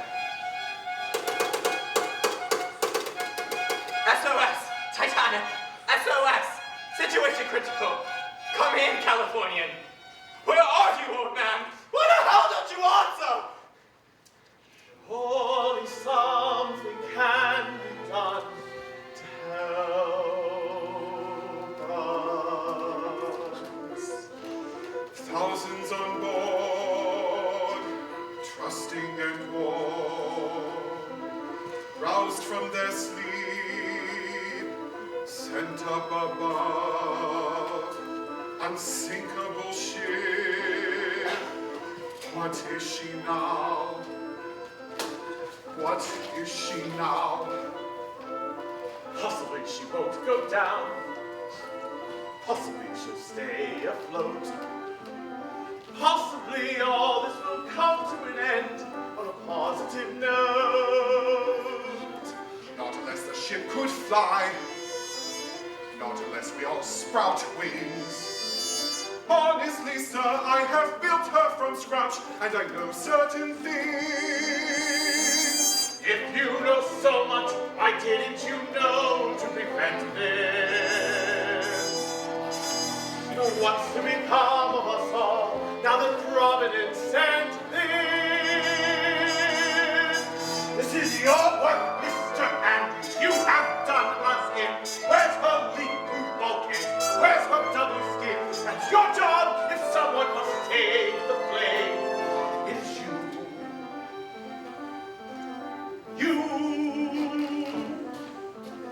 Innocent folk, held in our care, living their lives, dreaming their dreams, dreaming their dreams. Possibly a ship will come. Possibly we'll all be saved. Damn it, sir, listen, we are hemorrhaging fast. It's our all that's been staved. Couldn't you design it right? Whoever heard of steel and bricks? Ismay, I'm just in the business of building. It's God who sinks ships. There stands a captain who sailed us straight into disaster. Oh, now it's the captain's turn, pray, who urged him to go faster. Why then, thank you, Mr. Ismay, for your contribution. Now please pray for some miraculous solution. Your timing is perfect, now help us please, if you can. Who called for speed and to break every record? Who had to keep all the millionaires happy? How dare you, Smith? I will not stand here indicted. And who ignored warnings of icebergs when sighted? Who, sir, refused to extend up the bulkheads? You sought to give the first class biggest stateroom. And who undermined the position of captain? And who took a course to our north for the season? And who kept insisting we land ever sooner? And who sailed posted on lookouts in darkness? Who did it? Who did it? Who did it? Who did it? Who did it?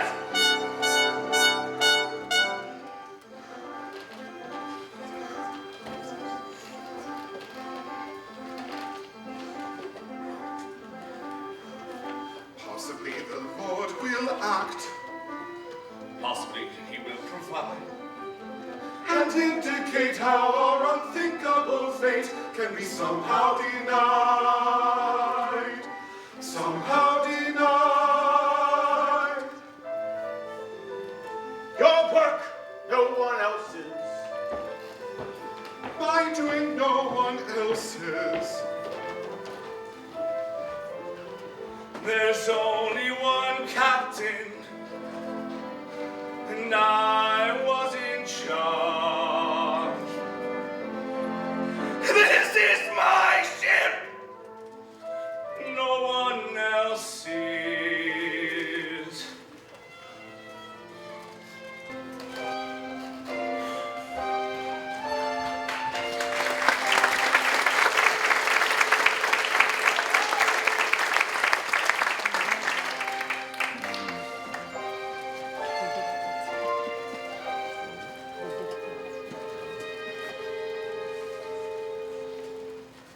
Women and children will commence boarding the lifeboats. Men will please stand back. You and I are waiting on the lifeboat. Father will be staying here a while. It will be like rowing in the serpentine. Come along now, let us have a smile. Go along with Mother to the lifeboat. John, Don't even say it, I'll be fine. I'll collect you both tomorrow morning. You and this beloved son of mine. Madam, step this way into the lifeboat. Mr. Strauss, by all means, take a place. No, I will not go before the younger man. Ida, you must go now. What about you? Ida, please, just get into lifeboat. I refuse. You refuse? After 40 years, how can you refuse? I'm sorry, Isidore, but after 40 years, how can I leave you now? Because you must be saved. For what? To live without you? Absolutely not. Where you go, I go. Ida. Must get in, please step this way. There is no time, please don't delay. and you're looking next to Mrs. Astor. It must be lower now. You must get in, please step this way. There is no time, please don't delay. This is the last to leave. It must be lower There's not to be a place on that lifeboat, Kate. Take it for God's sake. But I'm not going without you, Jim. I don't want to be a widow before I'm a bride. Mary's made better This boat needs 2 men at the oars. You, Mr. Fleet. Yes, sir. Thank you, sir. You, Stoker. Barrett, sir. Can you row a boat, Barrett? I don't know, sir. I've never tried. I can, sir. I was a fisherman by trade. Fine. Just hurry, man. Aye, sir. Thank you, sir. Hey! Sorry, mate. Good luck to you, mate. Alice, get back on the boat. I'm sorry. Just do as I say, damn it. Why'd you give up your seat, lad? You're never going to get a place now. He's a passenger, isn't he? He's the one who's been paying our wages. Speedy way. May the Lord watches our children. May God's heaven be your life as you sow. Speedy way. When you're flying high on the mainly this devotion sails are yours to keep. Yours to keep. Go away. Hurry now, there isn't any time. We'll meet tomorrow. We will find a path and reach tomorrow. As this day of wrath, we'll be together once again. Cling to your hopes and prayers till then. I'll hold thee closely as I say goodbye, and keep your image in my memory's eye, and all this love of ours will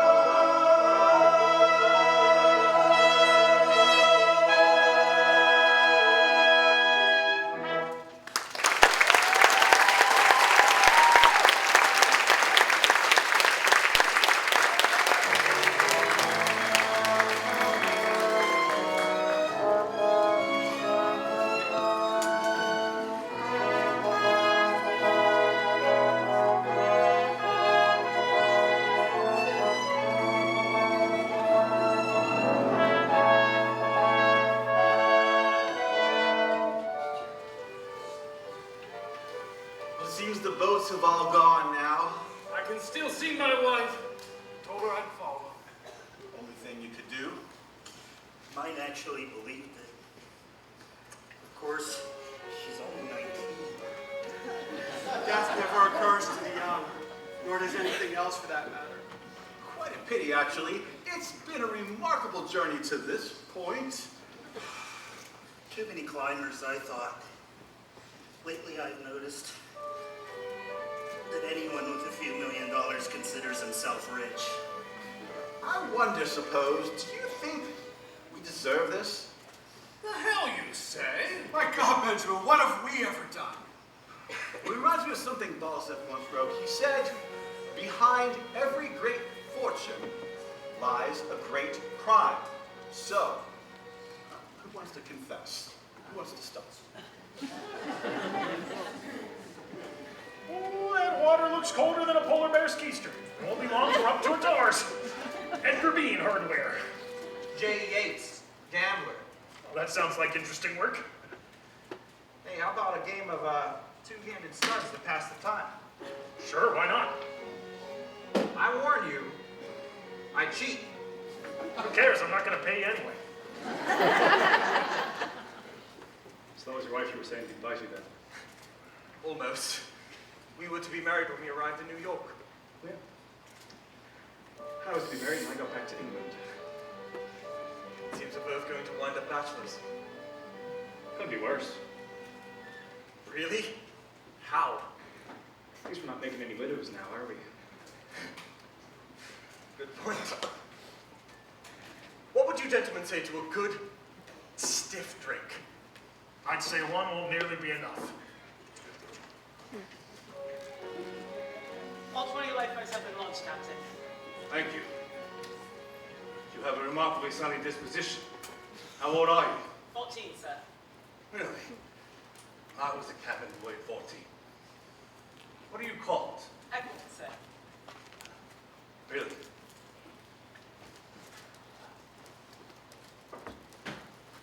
So am I.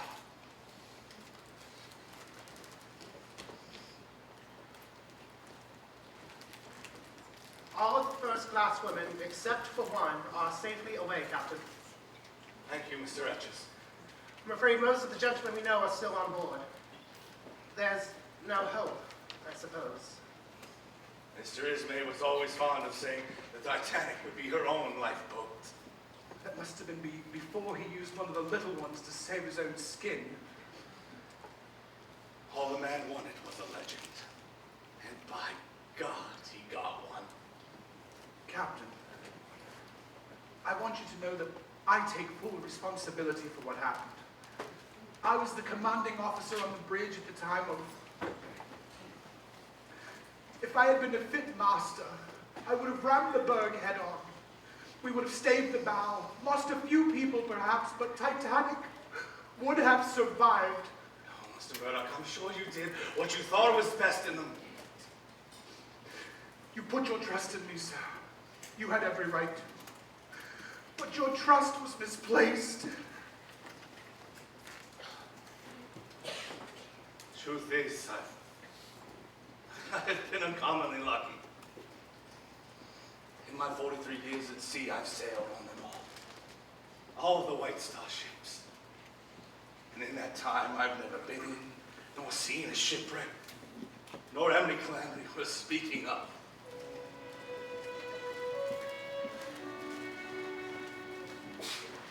Thousands on board, each in his class.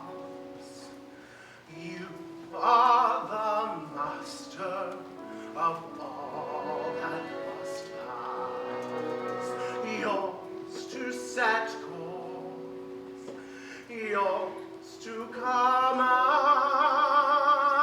You hold our souls in the palm of your hand. You hold our souls in the palm of your...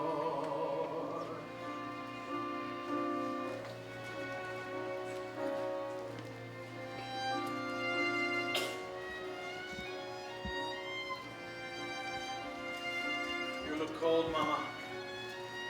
Lately, I'm always cold. Come, let me blow on your fingers. Wherefore? Save your breath. Why not? For what? Mr. Strauss? Mr. Edges. Mrs. Strauss. Glass of champagne, perhaps? Champagne? Why? Do we have something to celebrate? I brought the Cristal 1898. It's the last bottle left. My goodness, it would be a shame to open it. Under the circumstances, madam, I think it would be a shame not to. Won't you join us for a glass, Mr. Edges? Later, perhaps. I still have my regular people to attend. Might I say, it has been a pleasure over the years serving you both.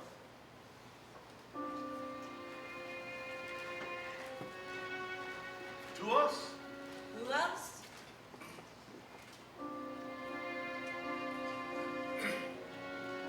You know, you're still a pretty good-looking fella. I would have to be to keep such a beautiful wife. Still, the way I love you still lives in my heart. After all of the years we've been together, Holding my love still, the way you move me still feels as it did when you first became mine. Whisper the words, I will. I loved you then, and I love you still. no one else could play your role. Forever know my mind. Companion of my soul, I won't turn from you, I learn from still. Fortune changes, still, always we've known that the promise we made kept us as one and will. I loved you then, and I love you.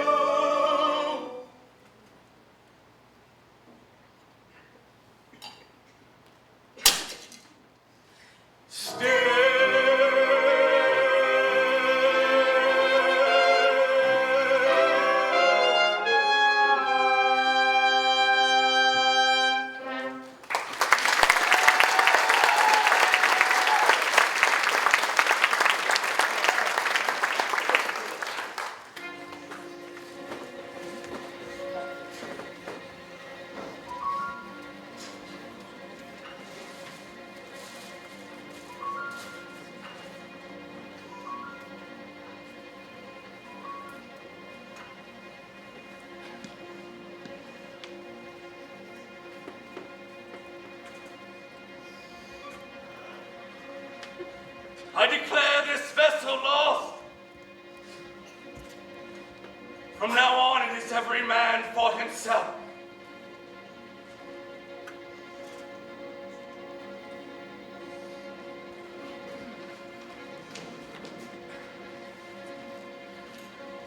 Just a cursory look at the blueprints here shows the weaknesses that we have missed. How the water poured in a 300-foot gash and caused the bow to flood and to list. Then it filled to the top of separate watertight compartments and began to overflow. Because the walls in between these compartments are too low. She's only sinking because these bulkheads stop a deck too low. Pity as a thought, take a line and extend up the walls to the brink. It's just a small redesign, but when it's done, then I know she can't sink. Like this, and then like this, and then like this. Mr. Andrews, aren't you going to make a go of it? Mr. Andrews!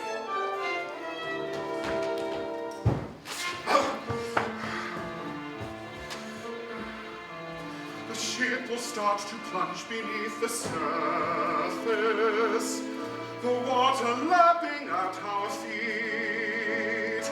Down sinks the bow, up flies the stern, to the sky, the panicked people in retreat. 1,000 swallows will foam up to the aft deck. They'll cling there desperately like bees to a hive.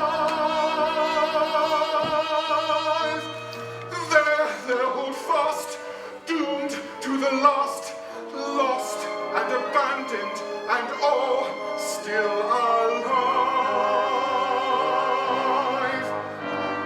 A few of them will hang there from the railing, as one by one they'll drop away. More than 250 feet they will fall, and after that I cannot say. I will not say. The resting swarms will overrun the boat deck. They'll lose all sense of right and wrong. It will be every man for himself, all right. The weak thrown in with all the strong. Thus class and third and second will be nothing, and sheer humanity alone will prevail. One single class, brute, harsh and cross, that's what will come of the world that sets sail. Autumn, shall we all meet in the autumn? Shall we all meet in the autumn?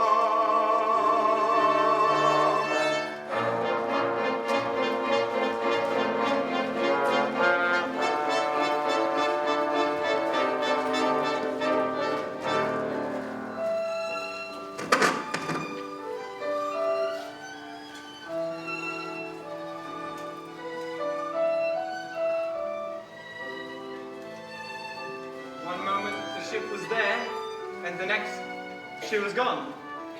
There were over 1,000 poor souls floundering in the freezing water. Tried to go back for him. Took the boat. They'd have swamped us. Then no one could have survived. The sound they made was deafening. It was like an entire football stadium just out there somewhere in the dark. And then, after half an hour, it just stopped. I'm ashamed to say I was relieved. I will hear those voices for the rest of my life. Why wouldn't I have gotten on that lifeboat? It just would have gone empty otherwise. There were more than 450 open seats in the lifeboats. It was so very cold. The women were so brave. Alone, in the dark, in the middle of the ocean. If only I'd seen that iceberg before it was too late. If only they hadn't kept increasing the speed. If only the Californian had answered my call. I stayed with the key until the very end. They could have saved every man, woman, and child aboard.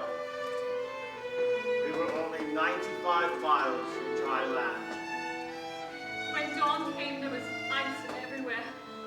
All boats and people, and hundreds of deck chairs floating in the water. And all of them poor women and children in the third class who never even made it to the lifeboats. 50 bellboys, none more than 15 years old, went to their deaths that night without a whimper. And all those musicians who kept playing Autumn right till the very end. With only 711 survivors, 1,517 souls had lost their lives. Including the man I called my husband. And my husband. And my husband.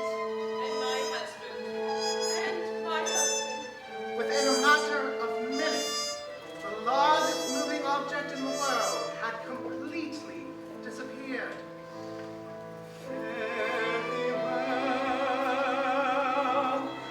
We've Lord who watches all water everything.